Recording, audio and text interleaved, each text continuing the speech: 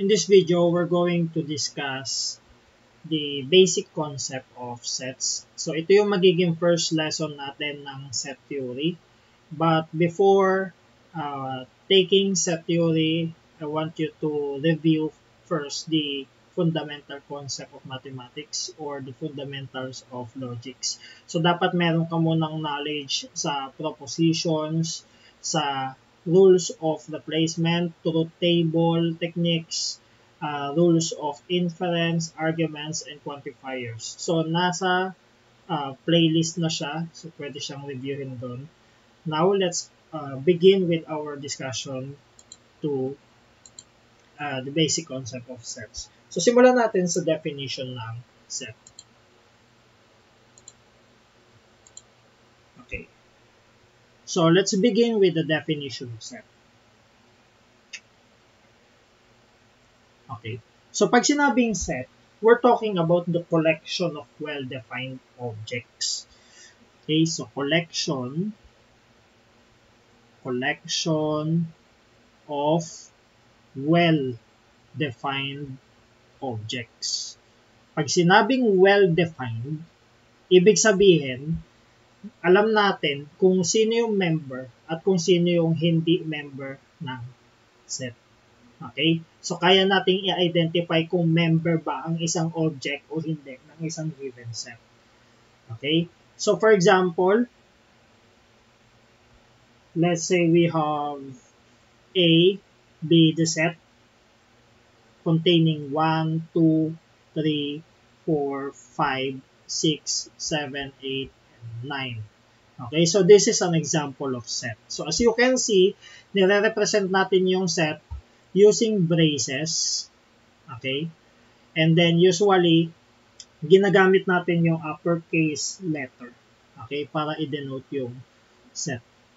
Okay, now, as I said, we're talking about well-defined objects. Alam natin kung ang isang object ay element or hindi element ng isang set. So kapag element siya or member siya ng isang set, so ay susulat natin, for example, 1 is element of A. Ibig sabihin yan, yung 1 ay nasa loob ni A or yung 1 ay member ni A. Okay, another example, yung 10 is not an element of A. So dito naman, ibig sabihin yan, hindi kasama si 10 sa loob ni A or hindi siya member ni A. So, itong symbol na to, ito yung ginagamit natin para sabihin kung element siya, yung object o hindi. So, ito yung element, ito naman not element. Okay? So, ito usually is element of, is an element of. Okay, and then ito yung not an element of. Okay, so parang ganyan yung meaning niya. Okay, so yan yung gagamitin nating symbol throughout the context. Okay? Now, meron tayong dalawang ways para i-represent yung set. So, two ways to represent a set. Okay? So, first is the roster method. And then, we have the rule method. Okay? So, sa roster method, nililista natin lahat ng elements. Okay? Or kung hindi man natin malista yung lahat ng elements, kasi minsan sa isang set, infinite yung laman. So, hindi natin malilista yon. Pero, nakalista pa rin yung ilang elements doon. So, kumbaga, nakikita pa rin natin yung listing of elements. So, take note of that. Sa roster, listing of elements. Sa rule, magpo-provide tayo ng rule to describe the element. Okay? The character or characteristic of a particular or of all the elements of the given set. Okay? So, bigay tayo ng example. Let's say, A is equal to the set containing A, E, I, O, U. So, as you can see, nilista lang natin lahat ng elements ni A. So kapag gagawan natin siya ng rule method, this is X such that X is a vowel of an English alphabet. Okay. So, yan yung magiging rule method natin. So, as you can see, gumagamit tayo ng tinatawag na dummy variable. So, ang purpose ni dummy variable, ito yung nagre-represent sa kahit anong element na nasa loob ni A. Such that, merong particular condition or description para dito sa X. Ang sabi, yung variable na yon o yung element na yon, vowel daw siya ng English alphabet. So, sino yung nire-represent ni X? Nire-represent niya yung bawat vowel ng English alphabet. Which is, makikita natin sa roster method, yung A, E, I, O. Okay? Now, let's say we have B, set containing 1, 2, 3, 4, 5, and so on. Di natin kayang ilista, basta tuloy-tuloy yan. Okay? But infinite yan. So, this is still roster method, kahit hindi natin nalista lahat. Okay? Kasi minsan hindi natin siya malilista dahil infinite yung laman ng isang given set. Okay? Now, paano naman yung magiging rule method niya? So, ang rule method niya, kung mapapansin nyo, ay nagsimula tayo sa 1 and then puro integers or positive integers. So, meaning, ang magiging rule method natin is X. Mas convenient kasi gamitin yung X variable. Okay? But we can also use other letter if you want to. Pero mas convenient gamitin si X. So, I will use X. So, X such that X is element of set of natural numbers. Okay? So, dito, pinapakilala ko sa loob na laman ni B, yung mga X, basta yung X ay natural number. So, nandito yung mga conditions na, or characteristic ng element sa right side. Okay? So, next, how about C? Another example, C equals, let's say, set containing 2, 4, 6, 8, and so on. Infinite ulit. So, hindi natin malista. But obviously, all of them are even numbers. And all of them are positive. Okay? So, paano natin siya gagawin ng rule method? So, our C will be X such that natural number siya, tama? Natural number to. Okay? Wala namang negative, walang zero. So, nagsimula tayo sa 2. So, they are all natural numbers. And, so, I will use this symbol. As I said, yung symbol na to makikita nyo sa fundamental concept or fundamentals of logic. Okay? So, ito ay symbol for and. Okay? Ito yung conjunction. And X is even. Tama? So, yun yung dalawang conditions niya. Natural number siya and even number siya. Okay? So, ito na yung ating rule method. Now, be careful sa paglalagay ng rule method. Bakit? Posibleng kulang or posibleng mali yung pagkakalagay nyo ng rule. Okay? So, for example, kapag nilagay ko dito na X is even, hindi ko sinabi na X is element of set of natural numbers. So, ibig sabihin kasama dun si 0 because 0 is even. Negative 2, negative 4, they are all even numbers. So, ang mangyayari, hindi na siya kumbaga, hindi na siya katulad ng dito sa roster o hindi na siya equal dito sa roster method, sa C na nasa roster method. Okay? So, be careful. So, dapat kung ano yung dinedescribe mismo nito, so same lang siya dito sa C. Okay? So, let's define two important sets. We have null set and universal set. Okay? Null set and universal set. Okay, so anong meron sa null set? Sa null set, usually, ang symbol na gamit natin sa kanya is ito, 0 and then merong slash, or simply open and close braces na walang laman. Okay? So, null set, other term ng null set is empty set. Ibig sabihin yan, ito yung set na walang laman. Take note wala siyang laman. Okay? Then, how about sa universal set? Sa universal set naman, okay, it is usually denoted by U. Okay? Uppercase letter U. So, ito naman, ito yung set na laman niya lahat. Okay? Pero, when we say all, no, yung tinutukoy natin na lahat, ito yung under sa pinag-uusapan natin. Okay? So, for example, ang pinag-uusapan natin is, let's say, all BS Math students. Okay? Let's say, our U is the set of all BS Math students.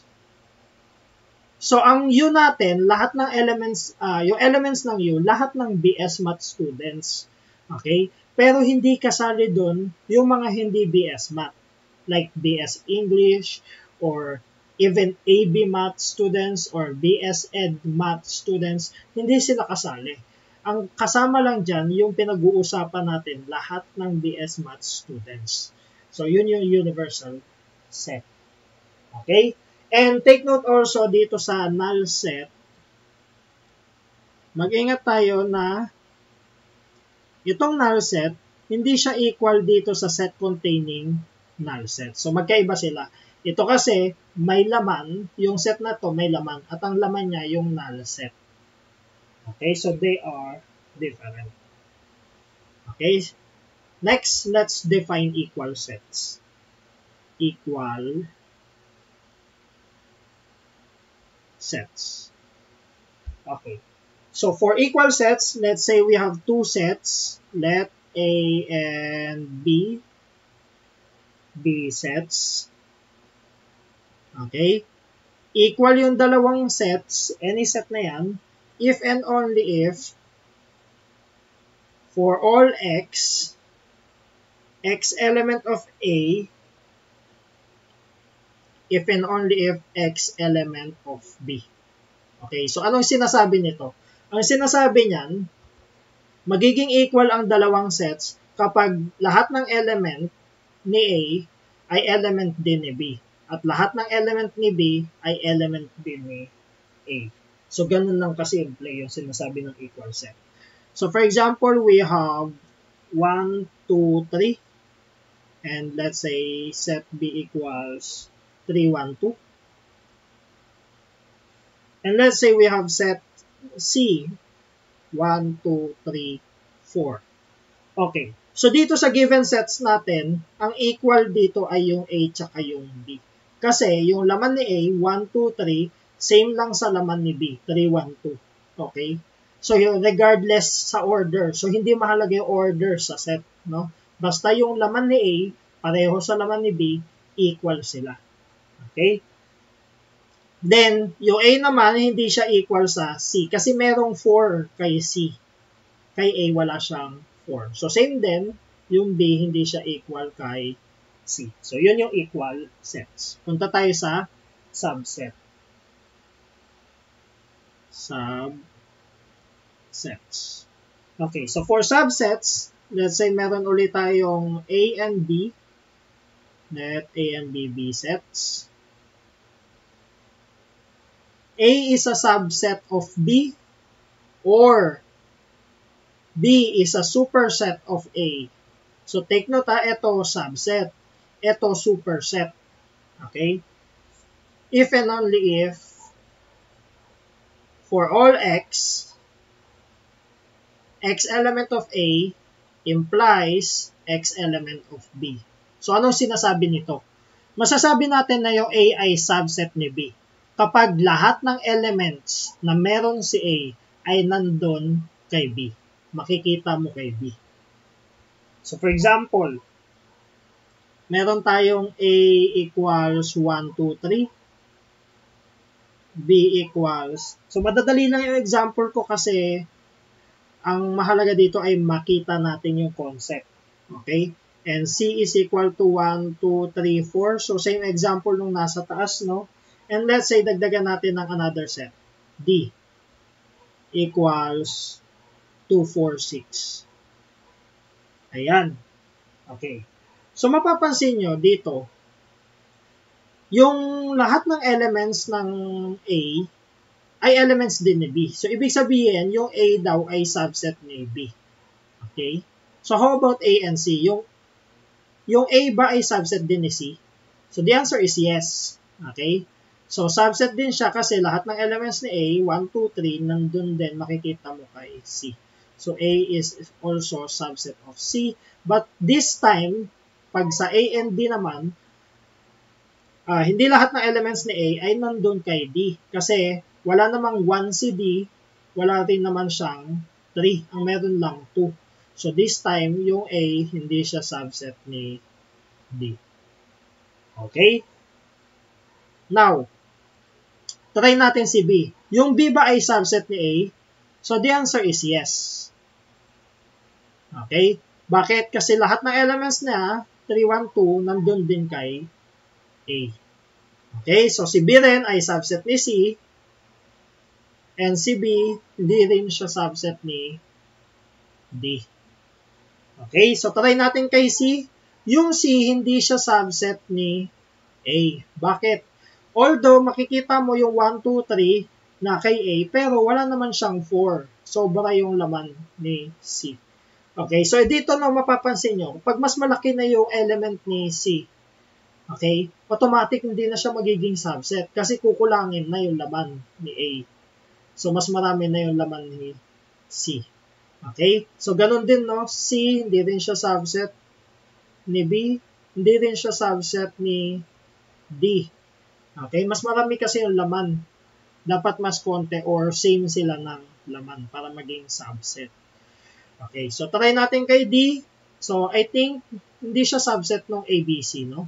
Hindi siya subset ni A, hindi siya subset ni B, hindi siya subset ni C. Ang reason, wala namang 6 yung ABC pare-pareho. Okay? So, dapat kasi lahat ng laman ni D ay nandun kay ABC. So, since wala namang silang 6 lahat, so hindi sila subset. Okay? Now, may mapapansin kayo dito. Yung A ay subset ni B, tapos yung B subset ni A. Anong ibig sabihin nun? By definition ng subset, no? Yung pag A ay subset ni B, lahat ng elements ni A ay elements din ni B. So, lahat ng elements ni A, elements din ni B. Lahat ng elements ni B, elements ni A. So, ano ibig sabihin nun? Pupunta ulit tayo dito sa equal set. Okay? So, meaning, equal yung A tsaka B if and only if yung A ay subset ni B and yung B ay subset ni A. Kapag subset nila ang isa't isa, equal sila. Okay? So, may nabuo tayong dito, information. Okay? So, next, punta tayo sa proper subset. Proper subset. Proper subset. So, sa proper subset naman, let's say we have two sets, A and B. Let A and B be sets. Okay? We say that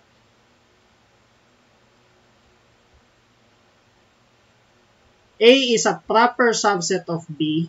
So, take note of this symbol. Wala na akong line sa ilalim. So, yan yung pinagkaiba niya sa subset at proper subset. A is a proper subset of B. If and only if A is a subset of B. So, ito yung unang condition.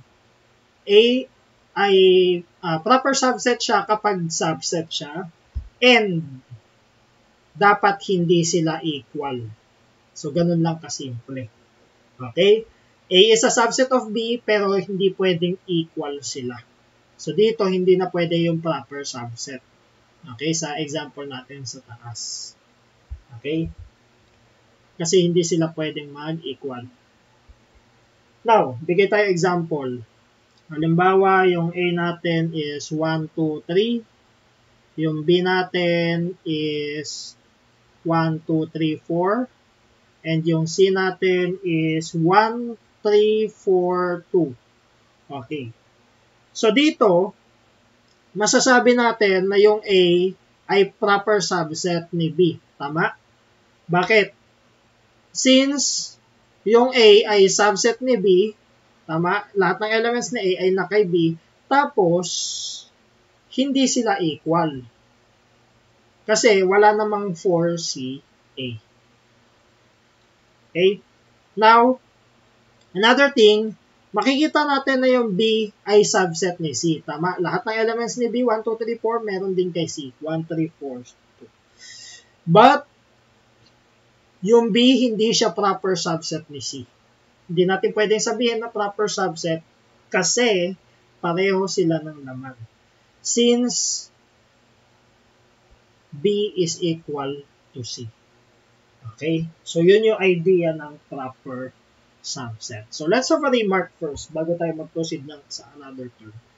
Okay, so let's have a remark. Okay, number 1. Yung empty, palagi daw siyang subset ng any set. Okay? And this set is always subset of the universe or universal set. So, that's the first remark. Number 2, yung given set is always a subset of itself. Subset mo yung sarili mo. Siyempre, that's very obvious, no? Yung laman mo din. Okay? Dito naman sa 1, since wala naman tong laman, wala kang makikita na laman niya na wala kay A. Kaya, this empty is a subset of A. Tapos dito naman, A is a subset of U kasi nga laman ni U lahat. So meaning, lahat ng laman ni A ay na kay U. Okay? So let's try to prove number 1. Okay? From this remark. Let's have a proof. For number 1, ito lang 1 yung ipoprove natin. So let's show empty subset of A. So, unahin natin to. Empty is a subset of A. Now, let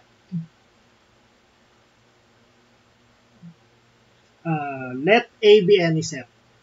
Be any set. So, when we say any set, pwede rin siyang empty. Okay? So, hindi ko sinabing non-empty set, basta kahit anong set yan. Now, since, tulad nga ng sabi ko kanina, walang element si empty set. So, gawin kaya natin, no, by contradiction, proof by contradiction. So, suppose,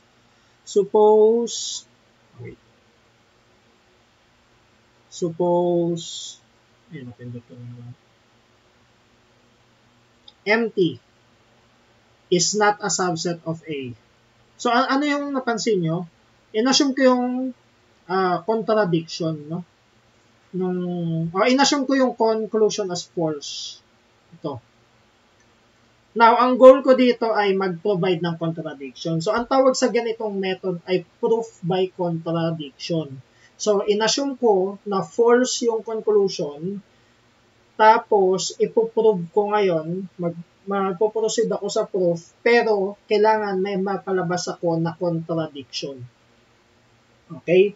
So, suppose empty is not a subset of A. So, kung hindi siya subset, by definition ng subset, meron tayong makikita, let's say, there exists X element of empty. May makikita tayong element ni empty such that X is not element of A. So, may nakita tayong element ni empty set na wala daw kay A. But yung empty set as defined, no? Dinefine natin na empty set, wala siyang laman. Okay? But yung empty set has no element,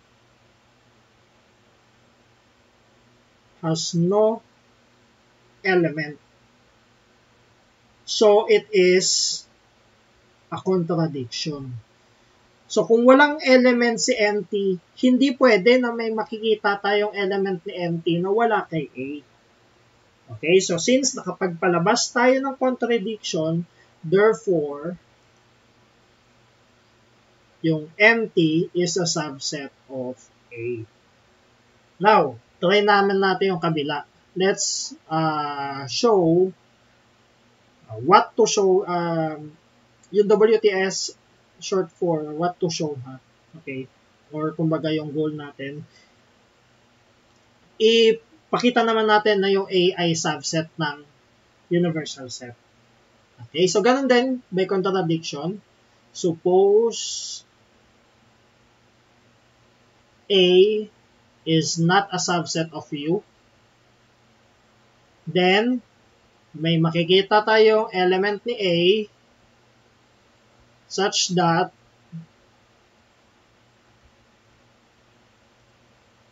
yung X na yon ay hindi element ni U.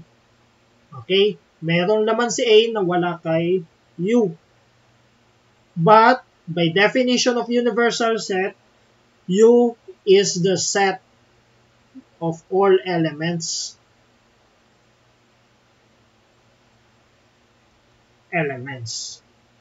So, this is a contradiction.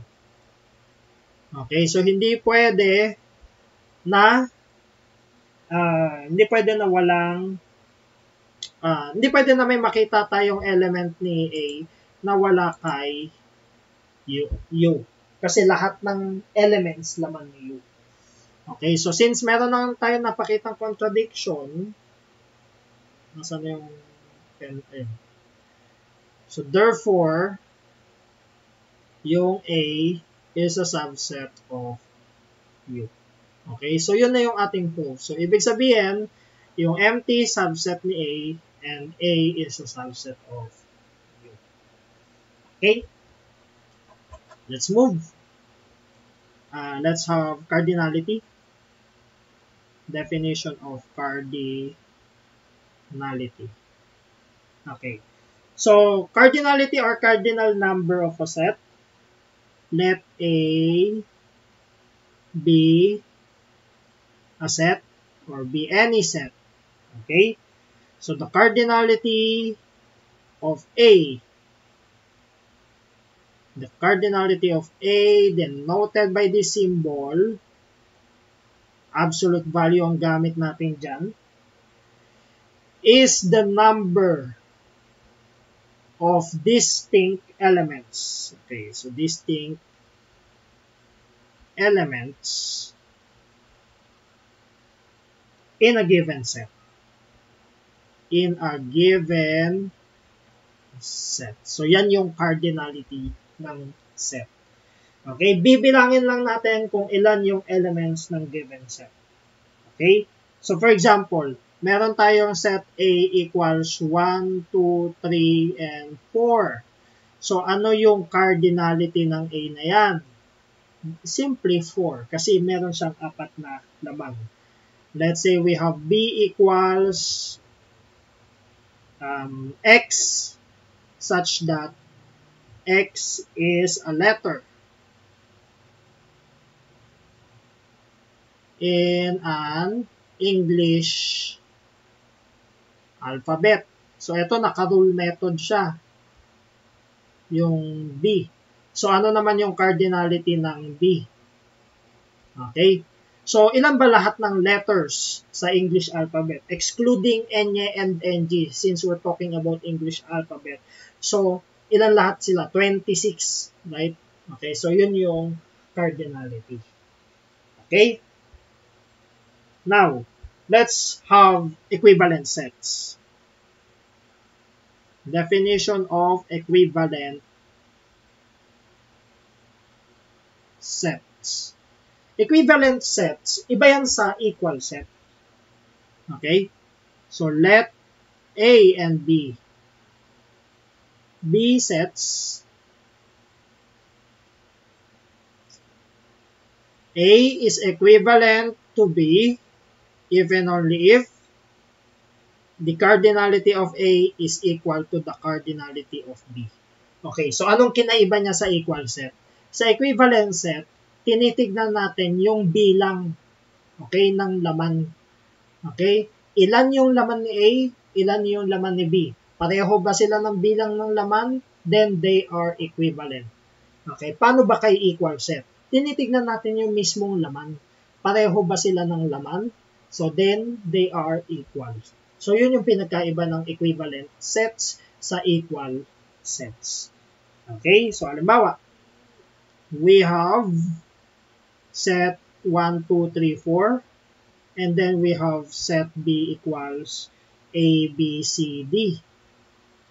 Okay, so kung bibilangin natin yung cardinality ni A, that is 4. And then yung cardinality ng B, 4. Then, so, equal sila ng cardinality.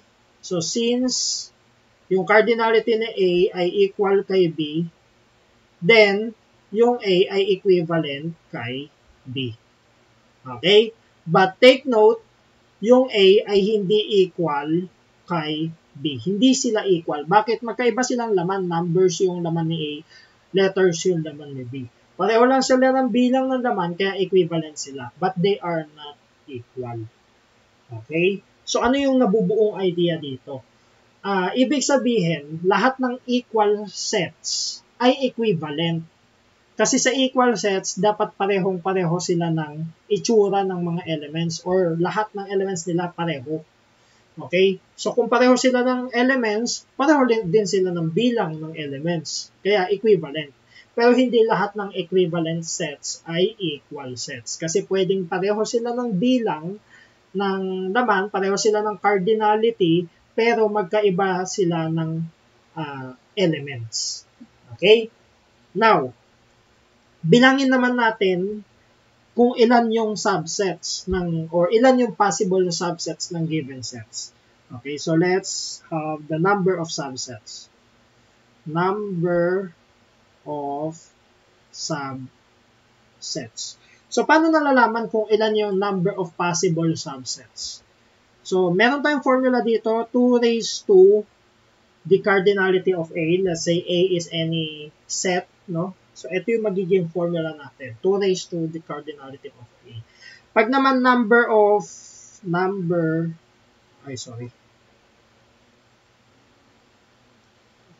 diba? Okay.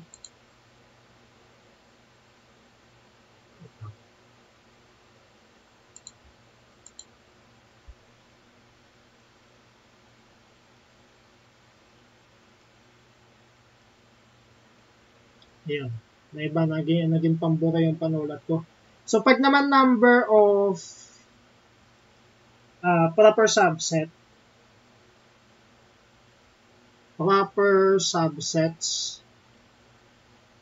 ang magiging formula naman natin, 2 raised to the cardinality of A minus 1. Bakit may minus 1? Tatanggalin lang natin yung sarili niya.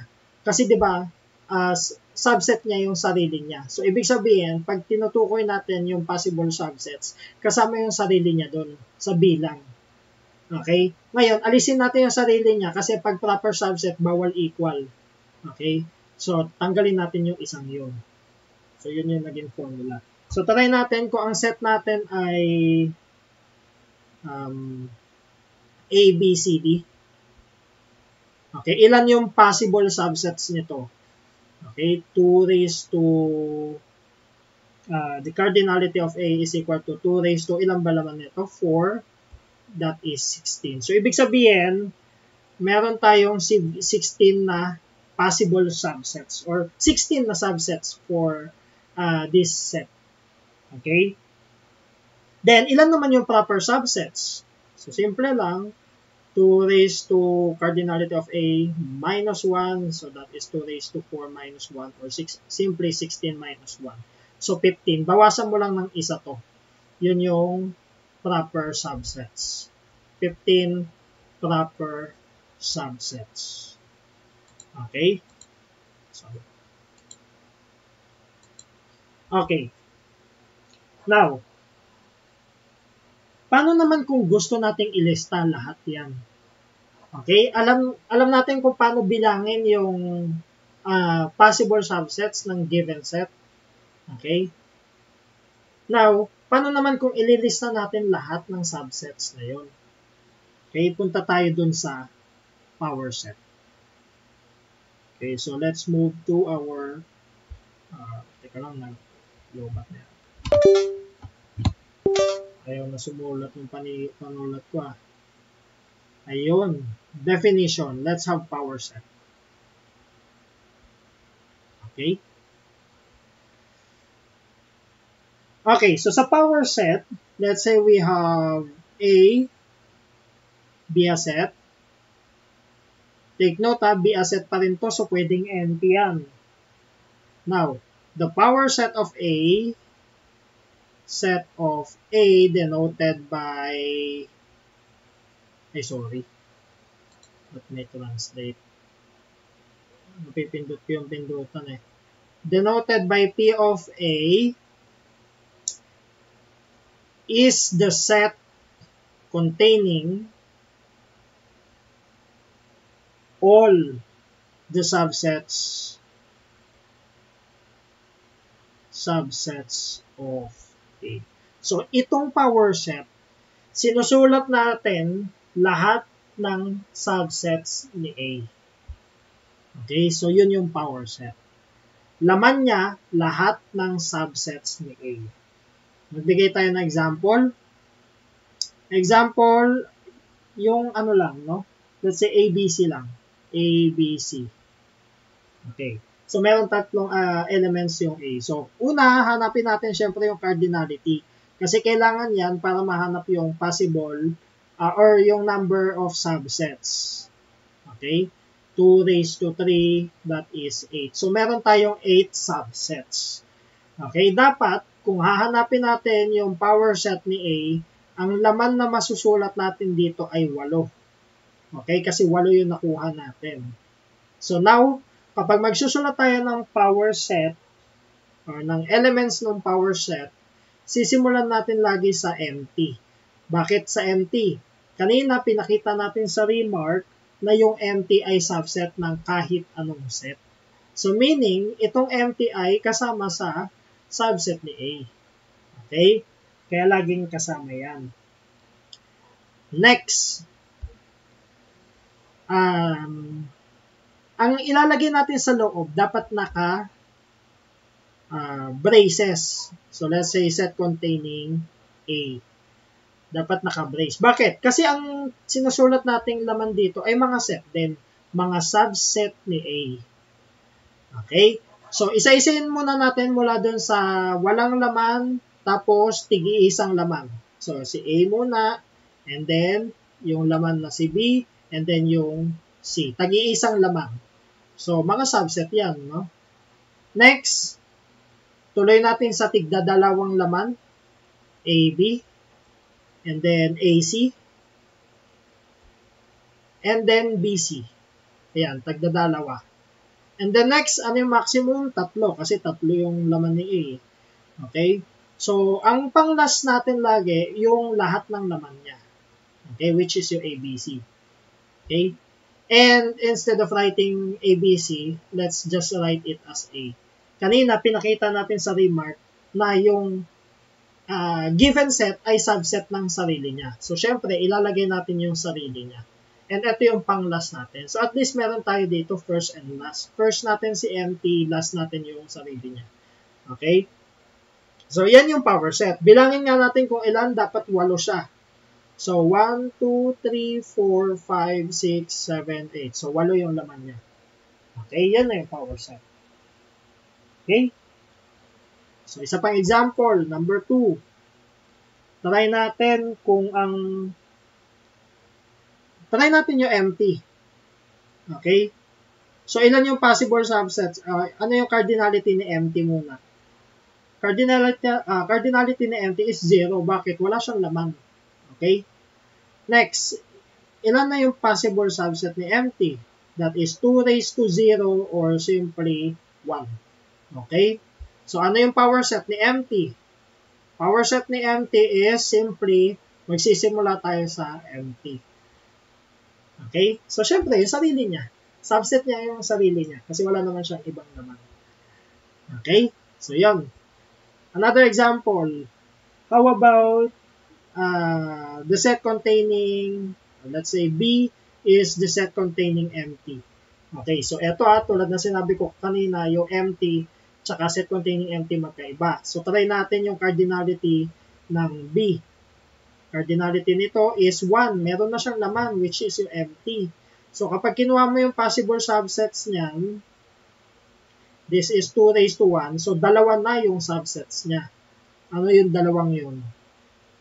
It's either empty, so lagi tayo mag-start dyan, and then, yung sarili niya, yung B, or set containing empty. Okay? So, yun yung power set. Punta tayo sa theorem. So, ito yung last part natin. First lesson. So, let's make it theorem 1. Okay, let's write it as theorem number 1. So, let A, B, and C be sets. Okay, so the following holds.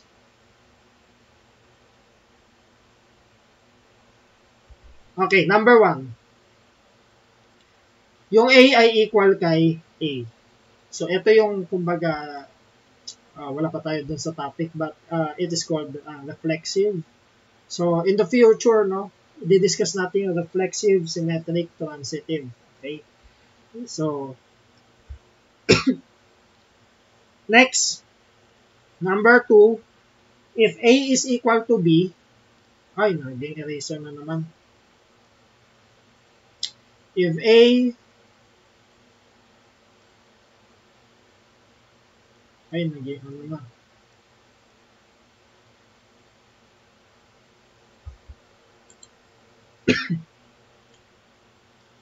If A is equal to B, then B is equal to A.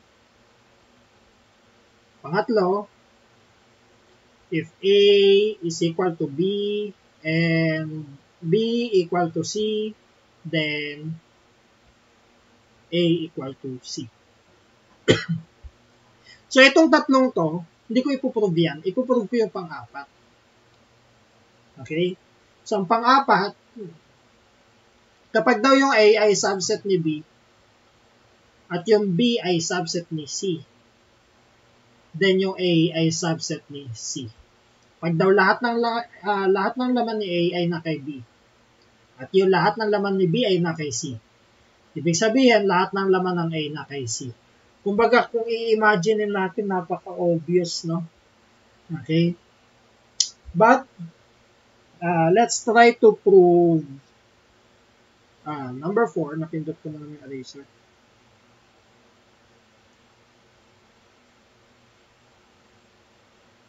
Ano ba ito ba yun? Okay. Let's have a proof. Okay, so dito, baka hindi kayo familiar sa gagawin kong proof. So, kukunin ko lang yung idea ng ng formal normal proof doon sa fundamentals of logic. Okay, na ginawa ko sa playlist dito rin. Pwede nyo hanapin nyo sa playlist. Okay. Kumbaga yung naka-argument yung gagawin ko. Or naka-FNP. So, number 1, meron tayong unang premise. A is a subset of B. Ito yon. Pangalawa, B is a subset of C. Ang goal natin, itong conclusion, mapakita natin na A is a subset of C. Mali. Erase. Okay.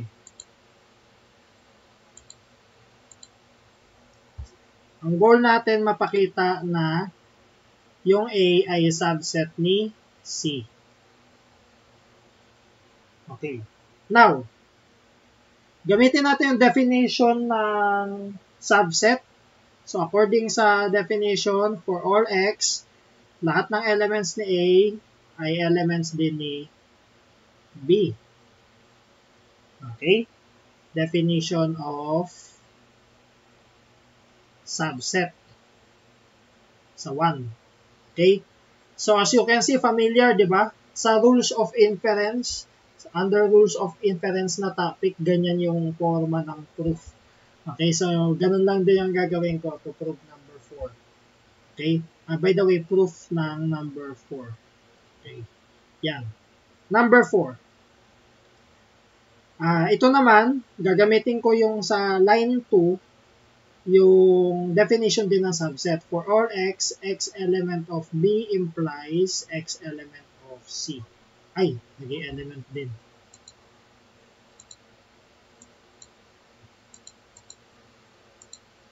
Yan. X element of C. Definition din siya ng subset sa line 2. Okay. So, naalala niyo yung universal instantiation or UI. So, yun yung gagawin ko dito. Okay? Gagawin ko X element of A implies X element of B by universal instantiation. Okay? Or UI. 3. So, i-review nyo yung sa logic. So, this is universal instantiation. Next, number 6, ganun din gagawin ko kay 4. So, X element of B implies X element of C by UI 4. Okay, tuloy natin. Number 7, pwede kong i-apply yung hypothetical syllogism. So, X element of A implies X element of B. Syllogism. Okay, X element of B, X element of C. So, this is X element of A implies X element of C. So, by hypothetical syllogism or HS. 5, 6. Okay? So, next. Dito, iaano natin siya UG, no? Okay? So, babalik lang natin dito sa katulad ng number 3 and 4. So, gagawin lang natin siyang for all. X element of A implies X element of C by UG ng 7. Okay? Universal generalization. Okay, if I'm not mistaken. And number 9,